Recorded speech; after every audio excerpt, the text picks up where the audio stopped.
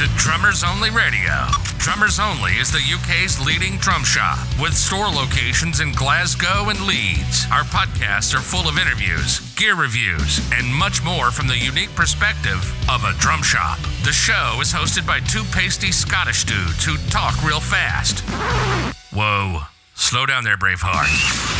So here's Chris, the Glasgow shop manager, and Adam, the social media manager. Be sure to like, subscribe, and let's do this. So, ladies, Drummers Only Radio, episode number 60, and we are here with the UK session drumming legend, Mr. Neal Wilkinson. Neal, how are you, mate? Oh, great. Yeah, I'm very good at the minute. Nice to see you. You too. So you're on tour with James Morrison? Yeah, we're on gig, I think it's number 4 or 5, I think. And they're all going okay? Yeah, great. Good houses and receptive audiences? And yeah, Cardiff, I think we'll go down in as a pretty historic gig. It was mayhem. Really? Yeah, so I'll leave you guys to Google that. It was crazy. Okay. We had some female involvement, let's say, in the show. He's a handsome lad. So if you're new to Neal and Neal's playing, he's been on the scene since the mid '80s, and he's played with everybody. I've got a note here from Van Morrison, James Morrison, Paul McCartney, Ray Charles, Annie Lennox, Joan Armatrading, Beverly Craven, Ultravox, Mike and the Mechanics. It just goes on and on and on. He's played on Star Wars, American Idol, The Friends Show, the musicals Hair, and the Carole King musical Beautiful, amongst just regular days at work. And actually, at the minute, I'm doing this great one, which, to be honest, after the COVID 18 months, 2 years, is just a godsend. It's amazing. I'm doing this show in London with Beverly Knight. Brilliant. Called Drifter's Girl. Right. What kind of music are you playing for that? It's the music, all the 60s soul music of the Drifters, and again, same setup as this. There's basically guitars with amps, acoustic drums, no screens, and we're on stage. It's just a great gig. Beverly Knight, I mean, she's awesome. It sounds like, listening to you talk about these people, that there's a real resurgence for this sort of real live thing coming back. Well, I don't know if there is, but I'd like to think there is. I don't know. I mean, I still think people love a show. Yeah. But I miss the day. I sort of miss the days when the music was enough. Mm-hmm. I used to go see gigs at Hammersmith Odeon, as it was then. Whoever it was, from Michael McDonald to all the mm-hmm.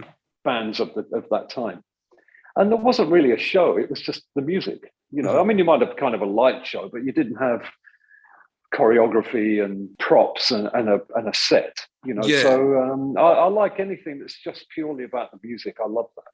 Yeah, it's a funny old game because I went to see our dear friend Ash last night in Glasgow. He was playing with Tori Amos. Oh, right. And a lot of that, I mean, there's 3 of them on stage. There's a piano when she's got some electronics, his kit, and a bass player, but there's still track. It's still all clicked. It's still, and I don't know if it's maybe, she's not 20 anymore, so maybe she wants it. The tempos have to be a certain way. Well, yeah. Again, I think it just depends on the individual, Mm-hmm.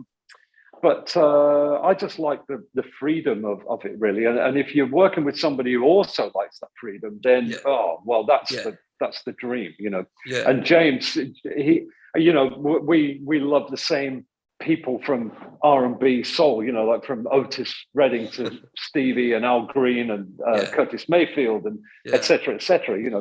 And all those gigs seemed to breathe a bit, and there was freedom in the arrangement, Yeah, and they were. This is going to sound really funny, but they were played like you had to be able to play. Like if you listen to what's that really? It's gone. That really famous Al Green song. Let's Stay Together. Yeah, have you listened? You had the bass drum part in that song. What is it like? Boom, I can't. No, it's like dum da da dum da da dum da da dum. Oh, is it? No way. And it's just like, how the hell is he playing that at that volume and just coaxing it along without it? 5 guys in a room playing it, and it's just a mega. I don't know if it was Al Jackson Jr. or someone on that. I'm not sure, but just like my goodness, what a player to be able to control that. And I think it depends on your level of. I think there's many factors involved, from management to arrangers and also the artist, how much they want to bring the recording to the live event. Sure. And there seems to be this thing of, well, the audience are not going to get it unless they hear that third keyboard part with the xylophone part, and and then James is of the opinion of, well, let's just play the song with the band. Yeah, and it'll sound good. And you record with James, don't you? Well, interestingly, I did some tracks with him on an album. I think it was I can't remember, a couple of albums ago. I think I did about 12 tracks, and then he changed producer. Right. So I didn't play on that record, but I just did this last one, which is he basically I think you could talk about it for half an hour, but I think to sum it up, I think he felt that the production on a lot of the songs I think he wanted to get the production away from the song and just let the song be what it is. So basically we did live takes in the studio with James. So his vocal was live with us in the studio. So they're basically, we do one take and then we do a second one and sometimes a third one, but often the first take was great. Well, because where I'm going to go with that is talking about a guy that likes this live vibe, and do you get licensed with your part? Yeah, big time. So you can just, if it's not feeling right, you can shift the way you play the kick drum, or. Oh yeah, absolutely. And sometimes, I remember on one we did a festival. I think it was Virgin Festival out in Ireland, maybe, V-Fest, and we were playing Please Don't Stop the Rain, which has this kind of I guess the closest thing to describe would be like a James Gadsden 16th thing, that kind of a thing, and James is getting the crowd involved, and just on a whim, I hadn't done it before and I haven't done it since, but that gig I just stopped on about the third bar. Right. On the intro, it's just drums. Right. But it just seemed they were all clapping. So when I stopped, bam, and they were still clapping for a couple of bars. And then I came back in and James looked at me like, yeah, and it just seemed to lift the crowd. It needed a space or a gap or something. And I don't know, I think I just love being in the moment like that, where you can kind of be creative. It's not that you're going to play some uber chopsy fusion fill or something, but to have our license where you might decide to lay in the hi-hat a bit more, or bring the dynamics down and extend an ending even, where it's not the ending isn't always 8 bars, the ending could be 4 times round, or he might cut it short and do it as 4 bars. Yeah, it's just like keep your head up and watch. Yeah, that eye contact thing is really, really hugely important. It comes with experience, though. I don't think it's something that you can teach necessarily. I think it teaches you, maybe. Yeah, I think you're right there. From doing hundreds of gigs and also listening to to that material that has that, Yeah, I love those Stevie Wonder records from the 70s that started with, actually, I know there's a couple before, but Talking Book, then Inner Visions, then Fulfillingness, and Songs of the Key of Life. And they're tight, but they're loose. Yeah. And there seems to be random sort of cymbal crashes. And they're not sort of defining cymbal crashes on beat one of a section. They can be just part of a texture within the groove, and it just seems to wash up. I love that kind of thing. Yes, the music's not produced. Right. Or air quote produced, it's like, of course it's produced, but it's not been like, well, you have to play it exactly the same way, or because our demographic tells us X, Y, and Z. Or and management can be a bit like that with an artist. They can be saying, we need to run track. It's got to sound like the record live, But Prince wouldn't have done that, It's like, well, don't tell me what I'll just don't worry, it's going to sound good, Totally, and I think what's just even listening to talk about that, it's sort of triggering this idea that what feels like is missing is the live experience and the record experience are supposed to be different. Yeah. I think so. They're supposed to be different things, and if you play with any jazz artist, you play any jazz gig, every tune's going to be different every night. I mean, like for instance, one of my favourite albums of all time, One Trick Pony, Paul Simon. Well, there's a lot of beautiful percussion on that record. Ralph McDonald, and he's playing these beautiful little clave hits and conga parts and little woodblock things that just in between the vocal, But on the gig, it's not like they thought, oh, we can't get Ralph, so we'll stick it all on track. We'll make Steve play with a click. And, it's just, they just have a pretty good band. Richard T., Eric Gale, Tony Levin, Steve Gadd, and let's just play the tune. It's going to sound pretty good, And it's not like you're going, yeah, there's a little conga part there on the album. Yeah, this, I think it's, if you're prepared to just play the song as the band, and you get good sounds, and let everybody play, and you've called the right guys, it should work. Yeah, I think that's the key in it. You've called the right guys, because this, my experience of all this is really limited, but I can imagine you've been on sessions where it's been the wrong person that's playing another instrument, or maybe even you've been the wrong guy for the call. That was an old Picaro thing, wasn't it? I'm not the guy. Go and get Keltner. If you want Keltner, get Keltner. Don't make me play like that. And then it's just because maybe that person's available and we need to cut it right now. I mean, for instance, I was talking to Richard Milner, our keyboard player, earlier today, or maybe yesterday. One of the things that kind of I don't handle very well is when people say to me, that sounded really good, that take. Now do something that you would never dream of, And I think, well, yeah, I mean, I like to be pushed a little bit and say, how about if we try something, or, try and bring an extra something. Yeah. But to then kind of tip the whole thing 180 on its head and sort of say, how about doing something that's completely wrong for the track that you wouldn't do? It's like, well, I don't handle that very well. And the other thing is when they'll say, kind of, yeah, it's good, but it's pretty tight. Could you play kind of drunk?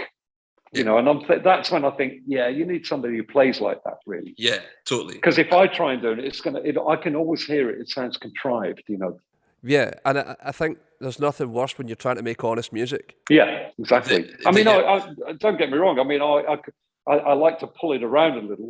Maybe I'll be thinking of Ringo or Charlie Watts or some New Orleans thing or something. But when they want it really sloppy and almost kind of like, when they say play like a child, and I'm just thinking, yeah, it's, yeah, I've done my best. Yeah, totally. Just on that, like with the CV like yours, how do you balance being humble and being confident? Because I think that's a real thing for people. It's like you've just said, I don't take to that. So you'll understand A, your worth, B, what you can do, what you can't do. How do you balance all that, but still stay humble with it and not be like... Yeah, I think just being open to the music, really, to what's being presented to you, and just thinking, well, I hear this, and, and if it works, great. But if not, then maybe it's not going to work, Yeah. But yeah, the confidence thing is a little tricky thing because, you don't ever want to be in a position where you're sort of second guessing yourself. Or if you are, you don't want to let people see that.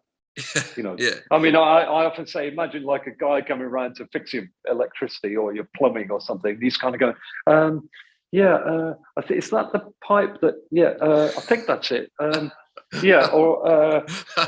Just leave. I'll be he's somebody else. Yeah, he's not getting paid, is he? That guy's not getting paid, man. No chance. Yeah, I'll just undo this one and we'll see what. No. Totally. So you sort of want to say, you want to give the impression of, I feel anyway, like, yeah, this is all good, and that it's maybe trying to build up a relationship where it's a two-way street, but that you are that you can deliver. Also, I think the other guys that you're playing with really lean on that. I mean, it's not just on the drums. I mean, I'm sometimes going to lean on guitar or bass or keyboards for where's the time? Maybe I should try and fit with that, or if that's kind of, oh yeah, that feels good.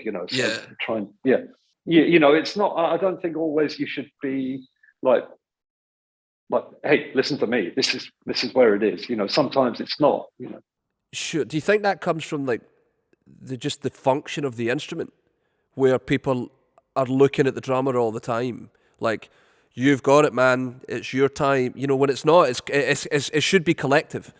Yeah, and also I think now with Click, to a certain degree, that's because even though I know a lot of live gigs, and not necessarily big gigs like this, but a lot of small gigs like pub gigs or restaurant, people still are running Click. So in a way, that sort of DNA time is removed to a certain degree, because the click is the click. Yeah, I just like the what was it Gad said, that a groove is basically an agreement. And I love that, that somebody says, hey, how about, and there we go. I remember reading an interview with Vinny.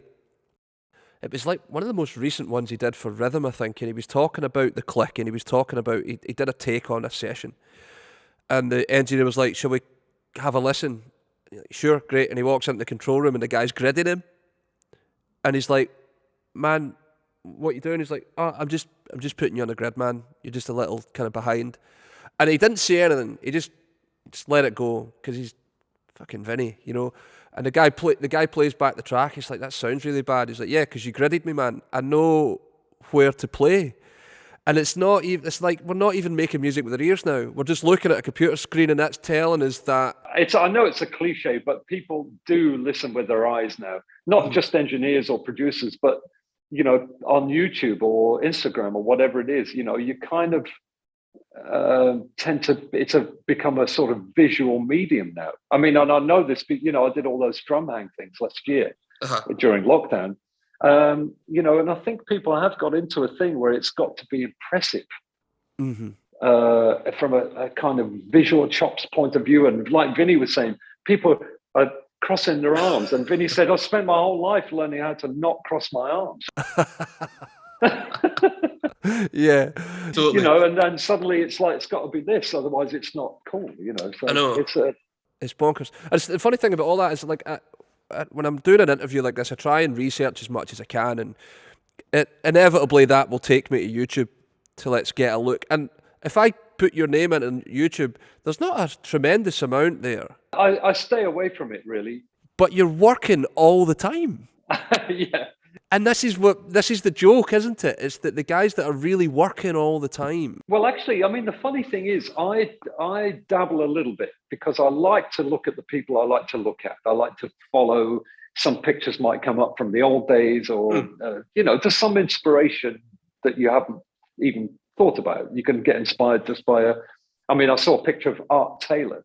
Right. The guy who played on a lot of Blue Note records, and I was like, man, it just leapt. I was like, wow, that's great. It was only a black and white photo, but it just evoked this sort of mood and vibe, and I couldn't wait to get to play it, So, and then, I like to post pictures of the kit at Abbey Road or on tour or something, and I know, because a friend of mine said, look, the thing is, if you were 14 or 16 and you could look at Kenny Clare's drum set back in the day when I was a kid, you would have loved that, right? And I was like, yeah, absolutely. So pictures from behind the kit, it's great, but it's become such a crutch now, and I know, like Ian Thomas, for instance, he doesn't even go near social media. He hasn't even got an account, Yeah, and he's like, much like you, he's all the time, just constantly working. And most of the top guys are, like some, like, what was your man that a really famous trumpet player, played on all the Bond stuff? Oh, Derek Watkins. Yeah, I mean, was he anywhere near any of it? Like, it seems to be instrument kind of related. You get a lot of guitarists, a lot of bass players, a lot of drummers. I mean, you won't really find, the first flute player in the London Symphony probably has got like millions of videos of him. I don't know, maybe he has, but I can't imagine that, Yeah. I mean, obviously, drums can be, like I say, it is a very visual thing, So. Of course it is, but I think that I guess the point I'm trying to make is that none of it really matters when you're... Right. Because it's not about the music. Right. To do your job, it's about the music. Yeah, it's essentially, and it should be, an audible medium. Yeah. Talking of that, you're really well versed in music. Like your record collection is pretty big, and so how does that inform your daily gig, man? Like, Yeah, big time. I mean, if truth be told, my wife and my boys would probably say, yeah, he plays Songs of the Key of Life, One Trick Pony, Abbey Road, Sergeant Pepper's, and a couple others, like probably, kind of Blue Miles, a couple of Coltrane albums. There's probably about 20 albums. But I do listen constantly, and most of my listening is probably on the phone with these. But I haven't got a lot of records, but I've got a couple of hundred of all my favorites. so like if you're on a session and you hear something, do you know the vibe? You got the vibe right away, and like. Yeah, I actually think that's I think it's really, really important and overlooked. When I say I had a young guy ran for a lesson a year or so before lockdown, and we were talking about, it's not long, maybe a minute before Steve Gadd comes up in my, and the guy said, yeah, I love Steve Gadd, it's great, and I said, oh, what have you heard? And he said, oh, I saw this clip on YouTube of him playing October Road or something. And I said, oh, cool. Have you heard this? And of course, I pull out, I think it was a Japanese album called the New York All-Stars. Brilliant. With a Japanese keyboard player called Jun Fukamachi in about 1978. Amazing. And it's got one of the most ridiculous solos I've ever heard. The precision and the ideas and the expression and it's one of the things I remember at the time.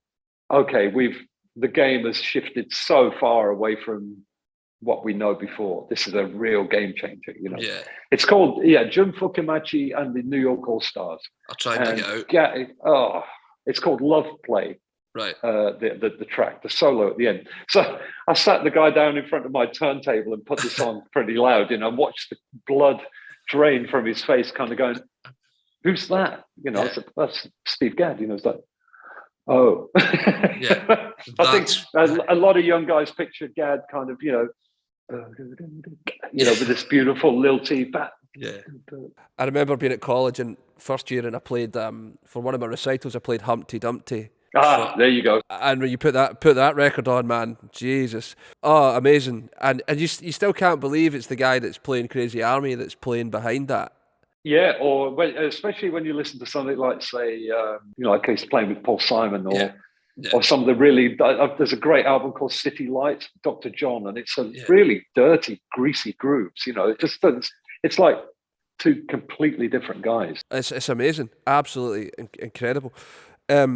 But that must be, it must be odd now for guys coming up to go into sessions, and that's not even a thing. Like, I'd imagine coming up, somebody's like, give me this kind of vibe, and you go, okay, well, I've got that reference, that, like. Yeah, I mean, I haven't got all of them, because if somebody says to me, it's a thrash metal thing, I'm like, oh, geez, well, I'm definitely not going to be the right guy for the job.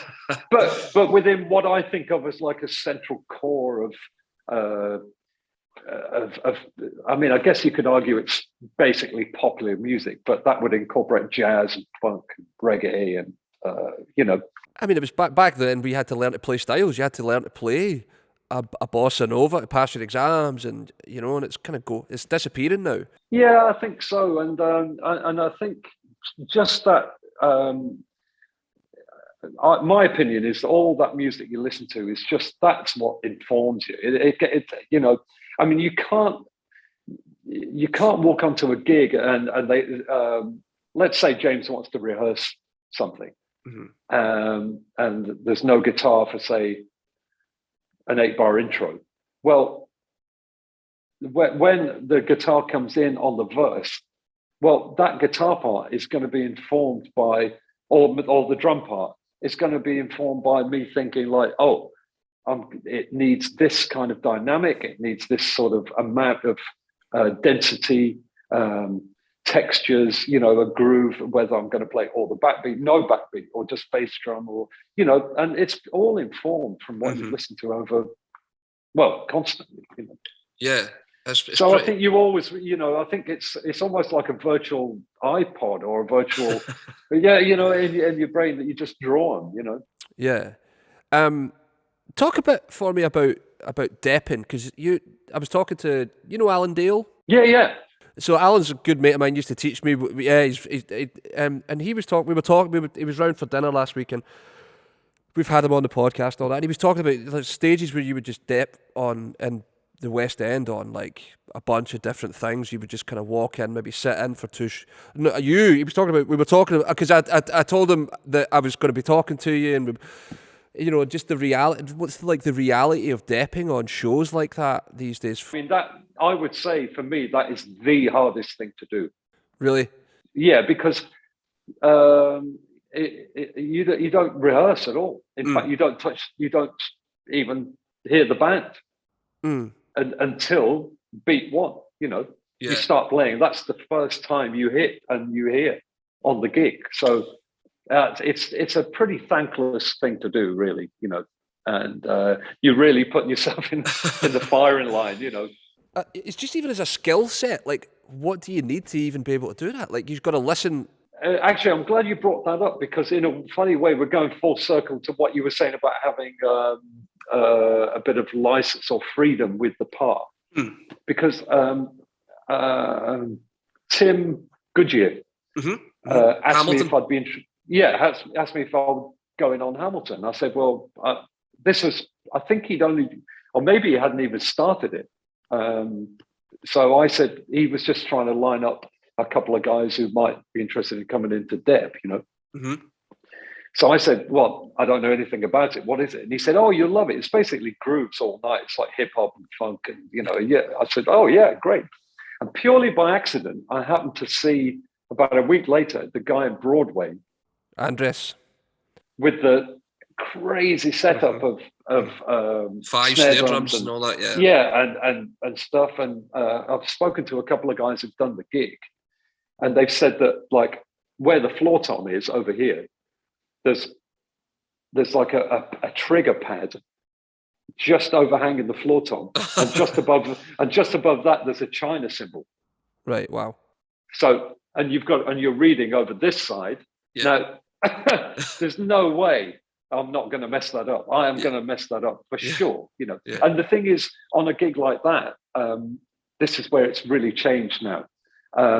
Basically, it appears to me, and I think I'm right, that they will transcribe a performance of the guy in Broadway.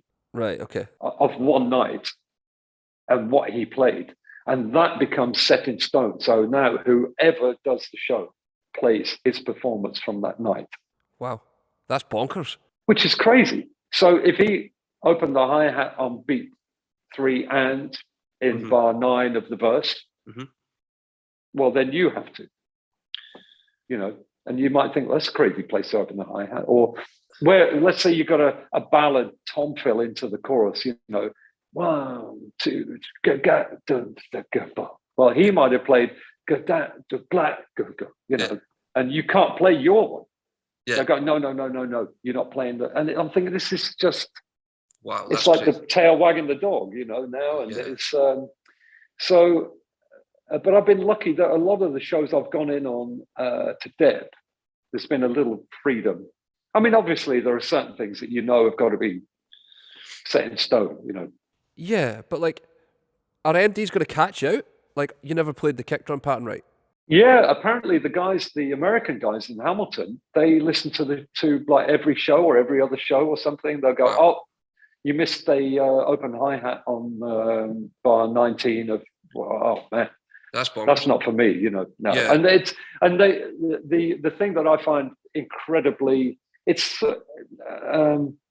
I find it a bit disrespectful to the musician, you know. Yeah, absolutely, I'd agree. It's kind of like a franchise of somebody said to me, it's like, well, they use the same PA, the same set in all the theatres. They probably use the same drum set layout, the same everything, and so there you go, just play those notes and it's going to sound, it's kind of like a McDonald's approach. I mean, I've spoken to guys who've phoned me and be like, "Yo, Chris, I need to buy a kit for this show, and it's got to be six. It's got to be a 6-piece because that's what's on the pad." And I'm like, does it really? Like, no, it doesn't. But that's what they're telling me I have to get because that's. And then they get into first rehearsal, and the guy goes, "Ah, man, don't worry about that." And you're just like, surely there's someone somewhere can communicate this, like. And I thought of a scenario when Tim was. I thought about the Hamilton thing, and he was saying it's kind of a hip hop thing, and I thought, man, imagine if, say, not that you'd wish it, but if say Tim was sick one night, and hey, I can't believe it, Questlove is in the audience. Yeah. Well, if he came in and played those grooves, he's not going to play anything that's on the page, and they're going to go, "Oh man, that was awesome." Yeah, totally. So I just and I think that the thing is, it's a total misunderstanding of what the instrument is. Mm-hmm. Yes, you want to write kind of unison parts where the stops are, where there's supposed to be space, but you don't want to write kind of generic fills or something that you can tell is. It's kind of like handing Jeff Porcaro a part and saying, "Here's Steve Gadd's fills," or the other way around, and not wanting his input, you know. I mean, we've all seen pads where there's 3 hands being played.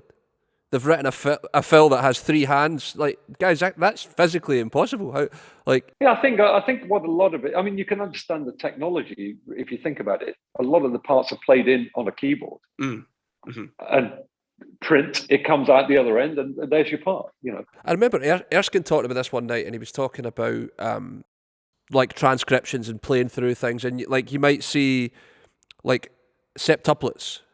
Yeah. And a beat, and he's like, "How do you know the guy didn't play triplets and just rushed it, man? Do you know he just played a note too many, and he was going for triplets?" Yeah, I mean, I think there's a skill. You almost need a skill now, especially on film sessions where you need to like unread before you can read. Yeah. You know, you kind of need to look at the part and go, "Wow, that's a lot of information." Mm-hmm.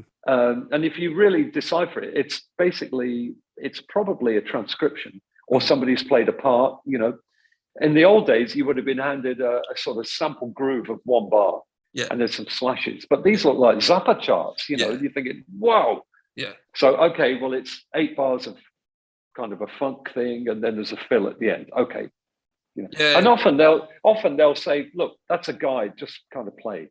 But that means you've got to be able to you take out your pen and just go, "Okay, that's bar 4, bar 8," and not read the part, because if you're trying to read every note, you're not going to be able to look away from the page at all.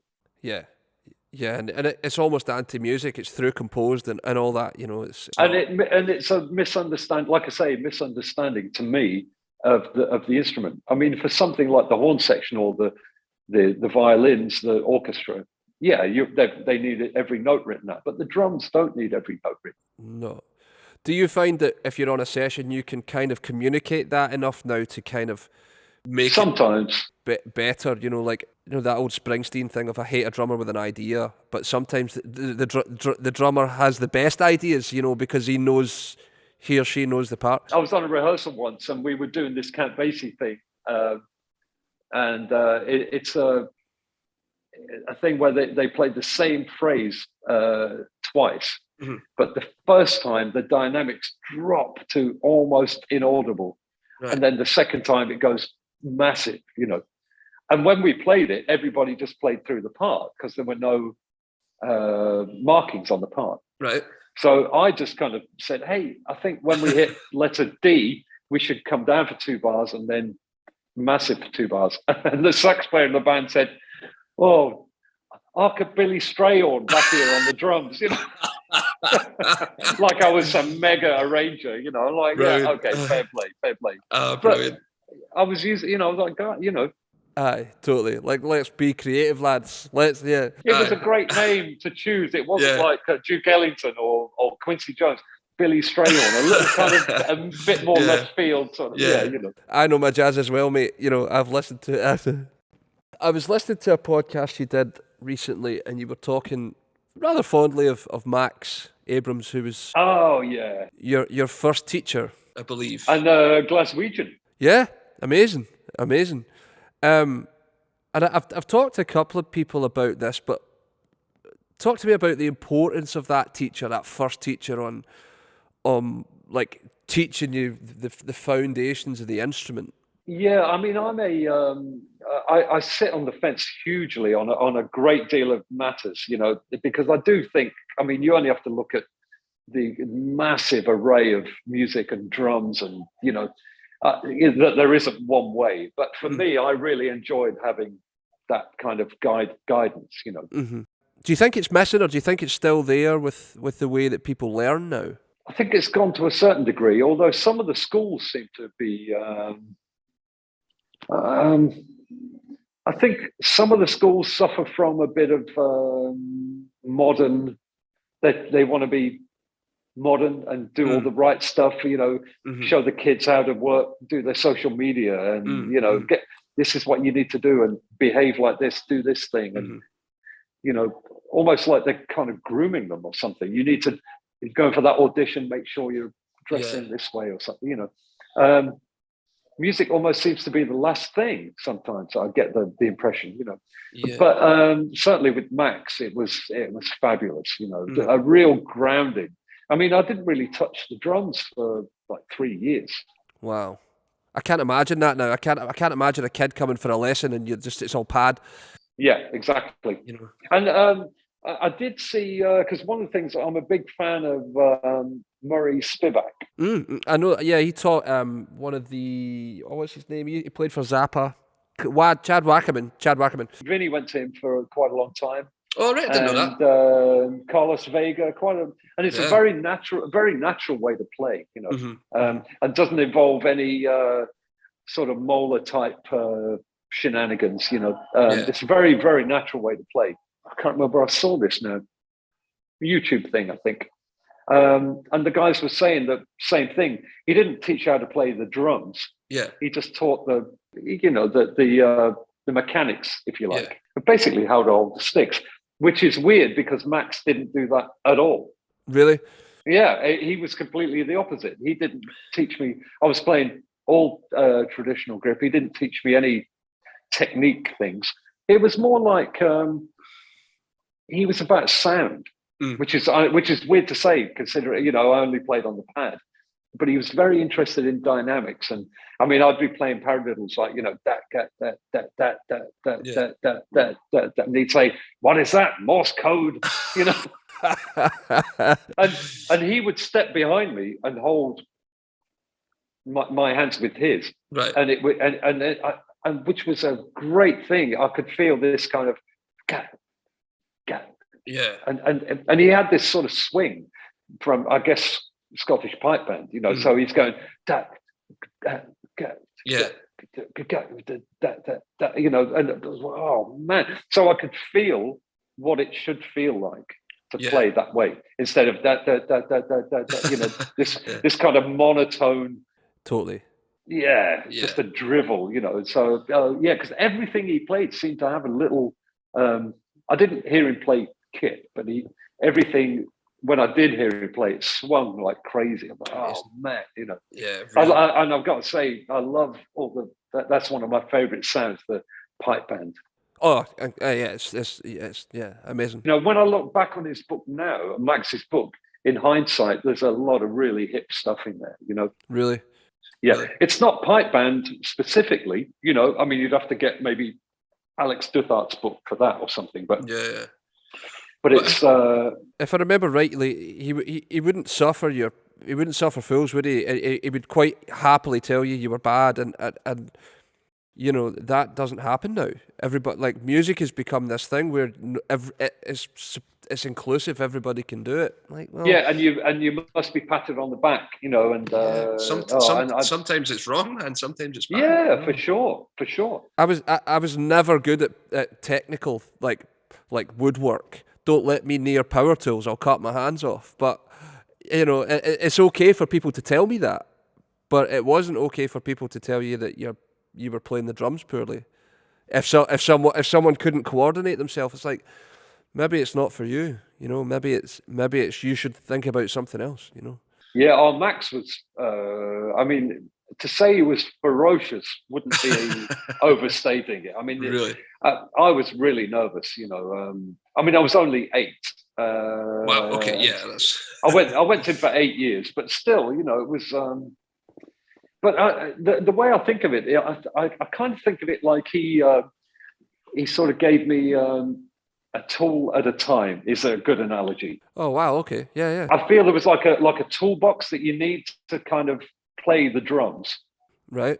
And I sort of left there about 16, like, oh, okay, I mean, I'm not saying I had everything, but it was a pretty good toolbox, and then I felt like I could go anywhere from there. Like stylistically, he didn't teach me anything. Right. It wasn't like he was saying, oh, you need to listen to this reggae or this kind of funk or this, but it was never, the only style that we did was big band jazz, because I guess you got to relate what you're doing to music. Mm-hmm. And so it was always big band, Sinatra, Count Basie. He'd have note for note charts written out, Amazing. It sounds like as well that sort of, there was life skills being taught about how to handle yourself on a session, or like if someone tells you on a session it's not happening, you're not going to take that personally because you've had enough experience being told that you need to change something. Yeah. Again, I mean, he would leave the room for 20 minutes, half an hour, I mean, looking at the diaries, he's gone to do a bit of shopping, or he's cleaning the car, or but crucially, he'd come back in the room and he'd go, play number 11 again, bar 4, and yeah, that is the one I'm struggling with. Yeah, wow. You're right. Yeah, it was amazing. Man, characters like that are missing, eh? Yeah, I know. I really think so. I mean, there's some around, like Dave Hassel would be a good one. Oh yeah. He teaches it up here from time to time on the percussion course. Yeah, Dave's great, and he's not going to pull a punch. No, I understand it can be quite hard to. He got me to do the drum set class at the Royal Northern, so that would have been pre-COVID, so 19. Right. And I met him. We were in the bar just before or just after, I can't remember. And he said, "Oh, I've just bumped into an ex-student." Who said he reminded Dave of a lesson that he'd had, right. Where Dave said, play me a bit of time, just a bit of groove, anything. And he said, the student said that I didn't even get to the end of the bar. Oh, I didn't finish bar 1. He said, Dave, he put his hand on his shoulder and said, "That's why they invented the drum machine." And Dave looks at me like, "Oh yeah, that's probably not the." Yeah, well, he'll go away and practice, won't he? Yeah, and Dave said to me, he said, I do sort of occasionally provoke people to get a relation, and I think that's cool, because I think it is a bit too much to always be, yeah, great, you sound great. I mean, my lads had a great tennis coach a couple of years back who was very much like that, really? Like, guys, what are you doing? Oh, you should, I mean, when they were playing great, he'd be like, that's what I'm talking about. Yeah, that's it. Now, that's it. But he didn't mind saying, no. I mean, it's like if you were playing sport at the highest level. Yeah, that's right. You don't want to. The worst thing you can do is expect a pat on the back every 5 minutes. Yeah. It's set up for disaster. Yeah, I think the other thing is, like a couple of friends of mine have noted, and these are the guys that tend to go on to do well. But it's not just about the teacher. There's a point where it kind of almost switches, where you become more important than the teacher. Mm-hmm. Like what you're asking and what you're trying to get from this. Yeah. Because so you're almost pushing the teacher then. Because you're framing your own context or something. Yeah. And these will be the things that you're going to go take out into the world and hopefully make music with. Like I say, just coming back a little bit, I don't think it's. I wouldn't say that it's necessary for everybody to have a teacher. Mm-hmm. I mean, there's so many great players out there that are self-taught, mm-hmm. But I think there's not like a set path, but I still think it's good to have a sort of thorough grounding, and even things like, depends what you want to do, but, like reading for me has just been such a skill that I don't take it for granted. I mean, it's something I do, I'm very conscious of, and I work on it. Yeah. But man, it's just got me into so many situations I wouldn't have been in, or it's part of it's maybe not the most creative sometimes, but it means you're going in to do an hour jingle for, I don't know, Kellogg's cornflakes or something. Somebody hands you a piece of paper, it's got 32 bars on it, and there's all the A-call session players, and you play it down twice and they say thank you, goodbye. Yeah. It's great. I love that. I was looking at some of the guys that he taught, and there's like guys like Alan Cox on that list who's played like the London Palladium and all these places, and you don't get to do these things if you don't have those skills, man. Yeah, I mean, because I look back to, as much as I loved all the great band players, of course, like obviously Ringo and Charlie, etc., and Bonham. I really, the guys that when I was a kid, I'd see Kenny Clare, Ronnie Stevenson on Sunday night at London Palladium. And man, those guys could read anything. And it just a great sound, and just having a great style of having a voice on the instrument, even though they were readers.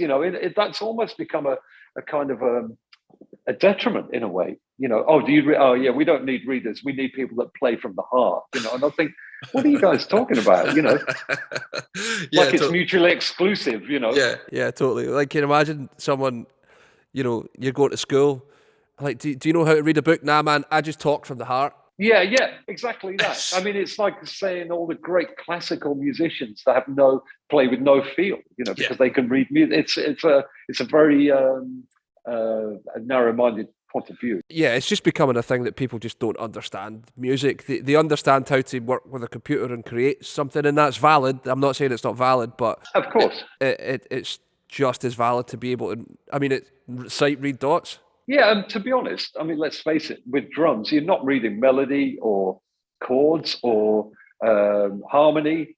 No. You're only reading rhythm, really. It's not that difficult. I mean, it's especially if you start early, it's something that you could get down to a good level where you can do it, Yeah, I think so. So apart from the tour, mate, what's next? Well, we did it was good. We did the album. That was really good fun. We were really looking forward to getting that onto the road, because they are, I mean, he's called them, if you look at the track names, it says, say, you give me something refreshed. Right.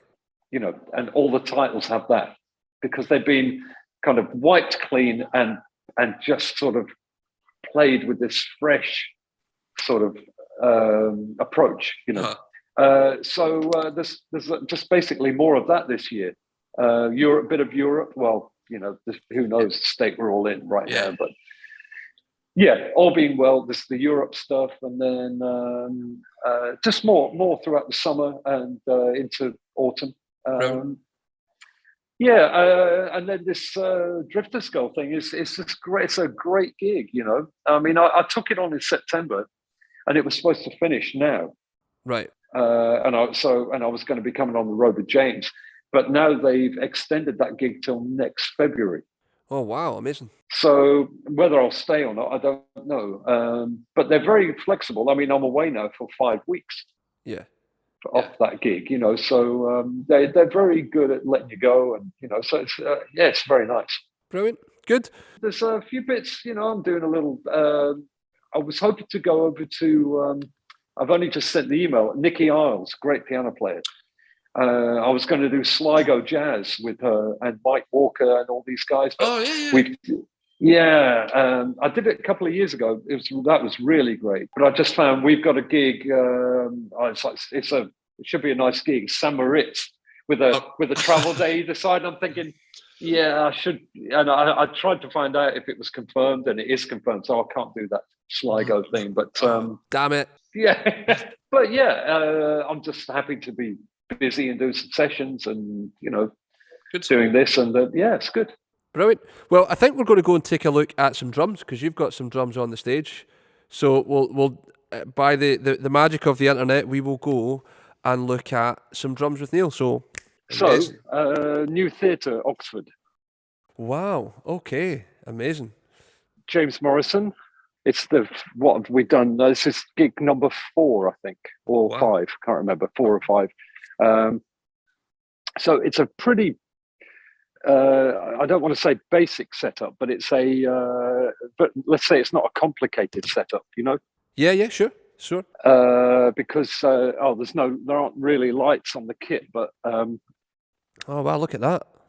Does that make sense? Can you see that? Yeah. So for those of you who are listening to this, Neal is playing with James Morrison, and what are the drums you playing there, Neal? These are. Let's go around the front. I wish there was better lighting. And Martin's not there. He's probably having his dinner, so I won't bother him. It's a Gretsch broadcaster. Beautiful. Yeah. I don't know if you can see in this light. It's a bit. The light's not really doing it justice. It's all right. What's the size? What size is he playing? So this is 20 by 14. Oh wow! Really? Wow. Yeah, 20 by 14, 12 by 8, 14, and 6. Oh, good job, I checked that. And 16. Oh, cool. So it's pretty. I don't know if there's probably no sound on, but there's no sound on. I usually use I haven't got it with me till tomorrow, but or day after tomorrow, a Gretsch Brooklyn chrome over brass. Oh yeah. But this is a vintage Ludwig chrome over brass. Is that the Kenny Clare drum? No, it's not. But it's the closest I could get to it. This is a chrome over brass. Right. The Kenny one is a bare, like this. It's just like a chrome. I mean, like a brass finish. Yeah, that's beautiful. It's basically the same drum as this. But it was some of them were chromed and some weren't, and so the Kenny Clare one is not chromed. Mm-hmm. So so what we got, I've got a coated Ambassador on here, standard, and then Emperors on these. So the 12's pretty high, yeah? Not really. That's kind of medium for me. Really? Wow. Okay. Yeah. Cool. Yeah. So it's it's kind of medium high, I suppose. There's a few tunes that have kind of a sort of Motown vibe. Ah, cool. Okay, great. So that kind of takes care of that, you know. And then cymbals, I'm using. These are all K-Cons. Wow. So this is going to clip, is it? But that's a shame. Yeah, it clips on the floor. I think. I'll try it, even if I do this. Nah, it just doesn't like it, unfortunately. Okay. Yeah. So it's just a pair of 14s with a very thin top. 18 crash, a 20 high bell. Oh yeah, absolutely. Which is really thin. Yeah. But incredible definition. I don't know how they got that on these. And then a 19 thin, a medium thin, or Crash Rider with a couple of scissors. Oh yeah, a couple of rivets in there.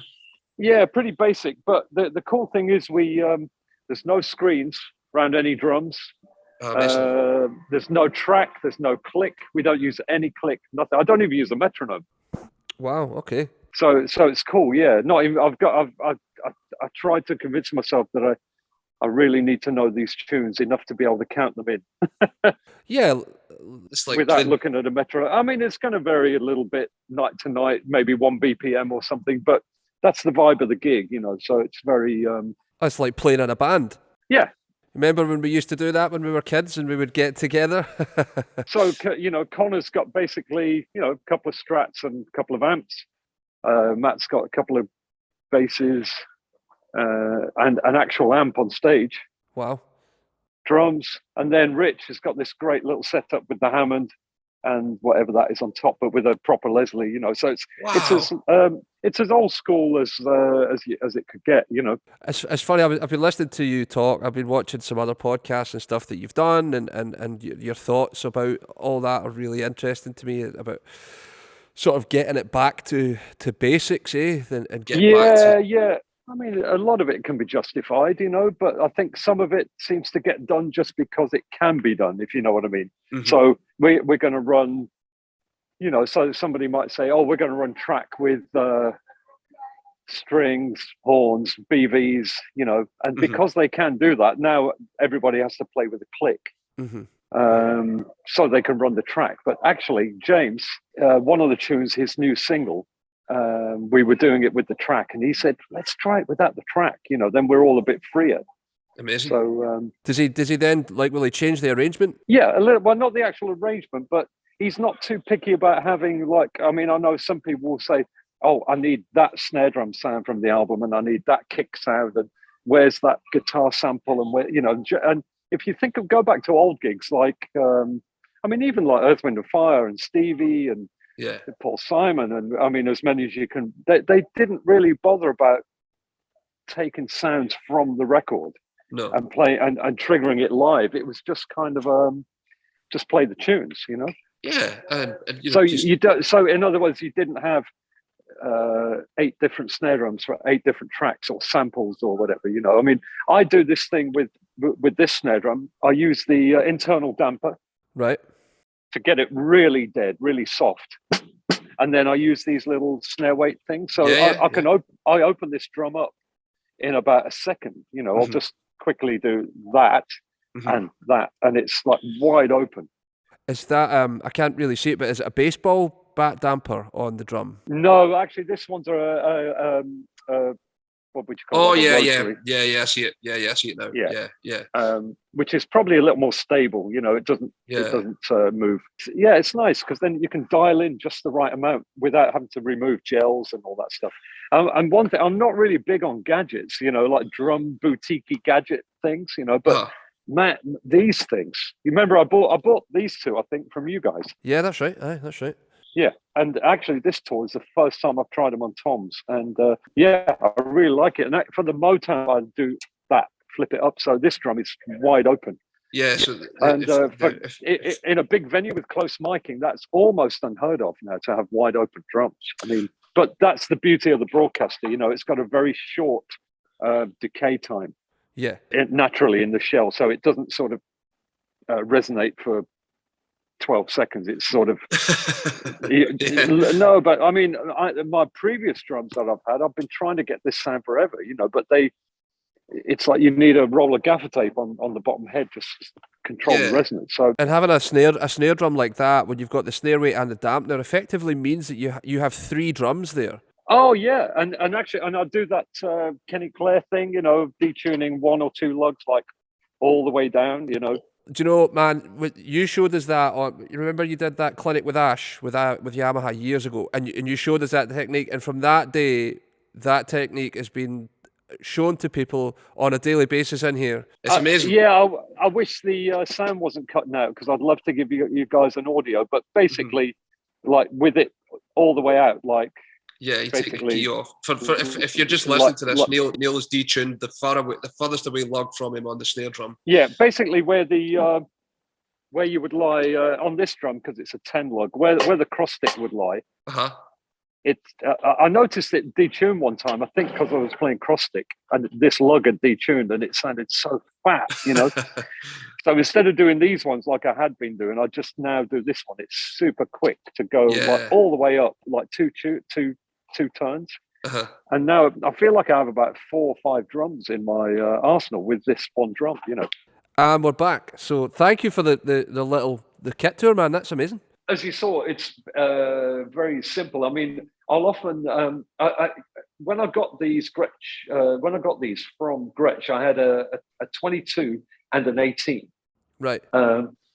And then about a year later, I thought, because one of my favorite sounds was the sound that Gad used to get on his original kit, all that he played on through the 70s, which was a Gretsch 20.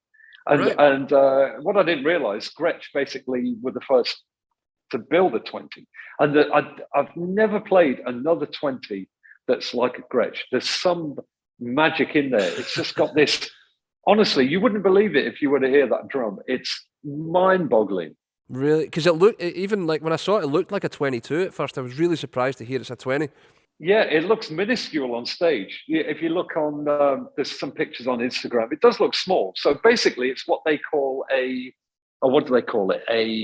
progressive jazz. Right, okay. Is what Gretsch called that. back in the day. A 20 by 14, 12 by 8, and a 14 floor. Yeah. And then I have a 16 back here, Yeah, Ludwig call it the downbeat. Yeah, Ludwig downbeat. I don't know what a Gretsch progressive jazz. I did just buy actually an early 50s progressive jazz. Because I was just going to ask you about vintage drums. Do you because I've seen some things on you go to the vintage drum fair and all that. And you've got Kenny's drum. Like, do you really buy into the vintage thing, the older drums?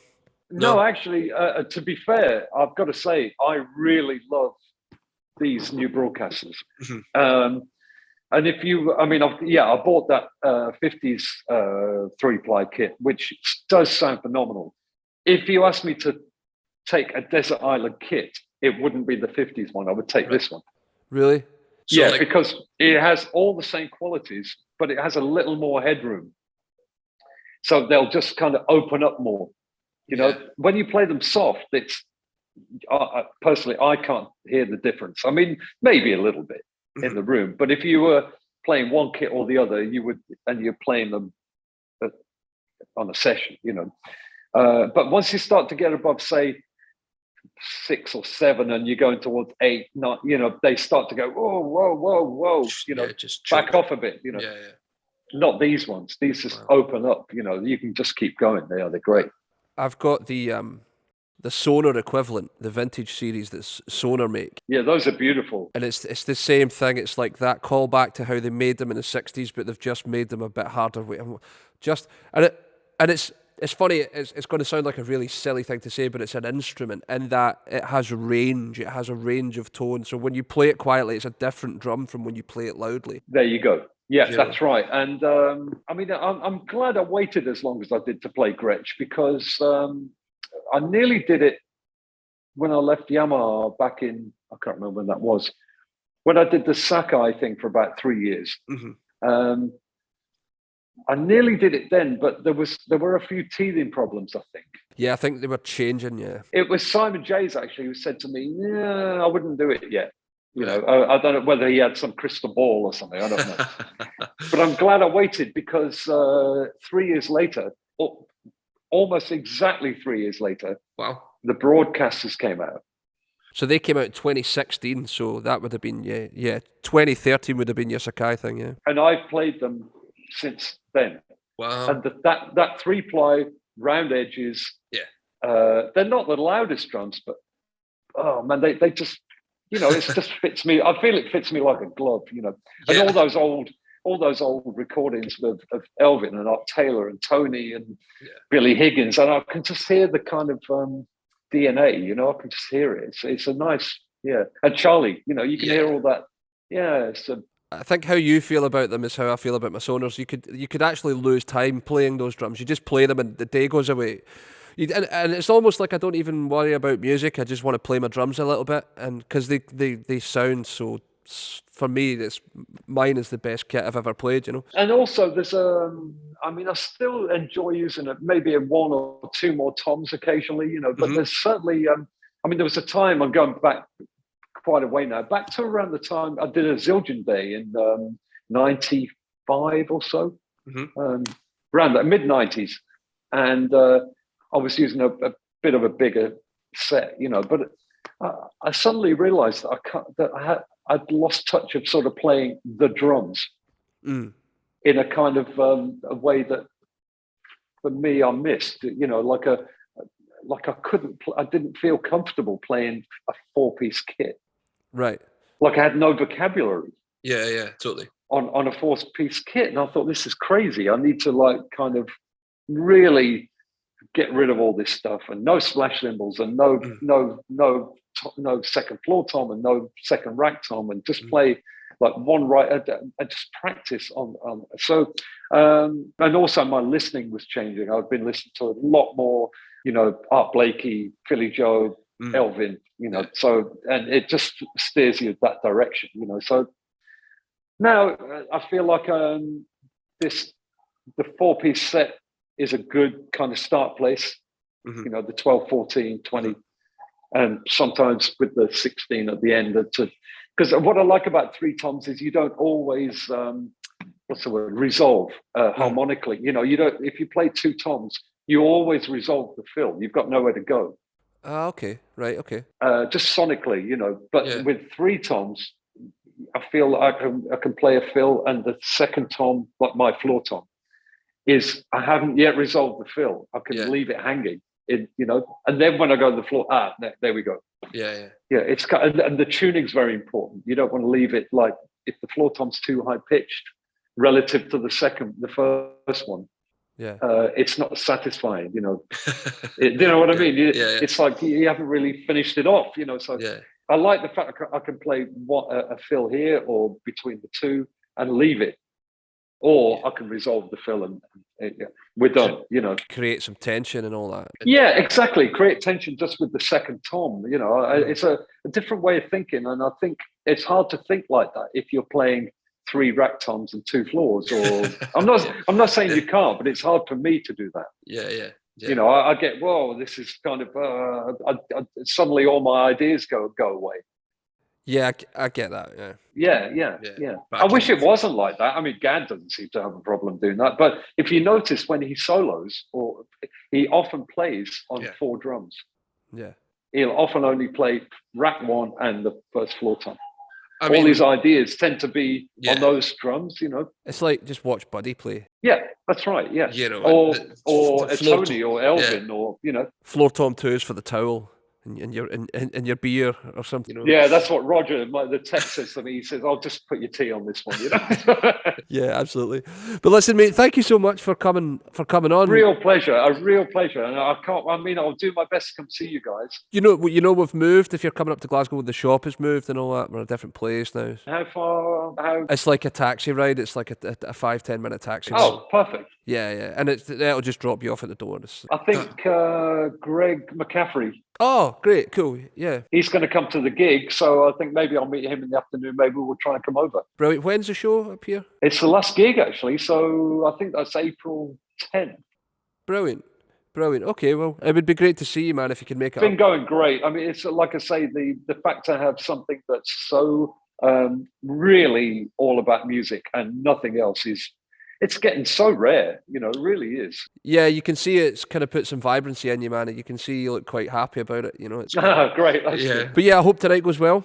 And we'll hope to see you soon, mate. Great, thanks so much. And say hi to all the guys at the shop. Cheers, Neal. See you soon, man.